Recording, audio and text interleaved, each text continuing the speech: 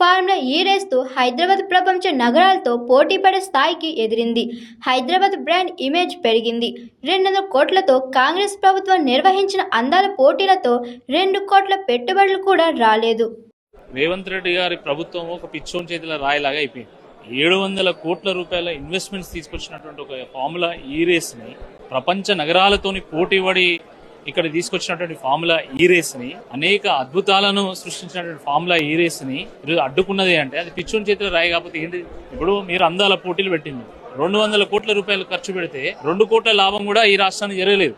పైగా రాష్ట్రం అబాస్పాలైంది.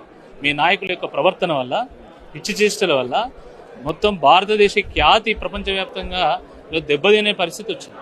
కానీ ఫార్ములా ఈ రేస్ ద్వారా ఈరోజు బ్రాండ్ హైదరాబాద్ ఇమేజ్ ని, బ్రాండ్ ఇండియా ఇమేజ్ ని, బ్రాండ్ తెలంగాణ ఇమేజ్ ని పెంచేటువంటి ఒక ప్రయత్నం కేటీఆర్ గారు చేశారు. కేవలం ఏంటంటే 6 గ్యారంటీల పేరు చెప్పి అధికారంలోకి వచ్చినటువంటి కాంగ్రెస్ పార్టీ ఈరోజు 1 గ్యారంటీని కూడా అమలు చేయలేనటువంటి ఒక పరిస్థితుల్లో ప్రజల దృష్టిని మరి ప్రభుత్వ వైఫల్యాల నుండి, తమ హామీలను వమ్ము చేసినటువంటి వైనం నుండి మళ్లించడానికి ఈ యొక్క ప్రయత్నం చేస్తా ఉన్నది. హాయ్ ఎవ్రీవన్, నేను మీ Pavani. Please like, share and subscribe GRTV. Hi, I'm Jyoti Singh. Please like and subscribe GRTV channel. అందరికీ నమస్కారం, నా పేరు Sambit. Please like and subscribe GRTV. Thank you.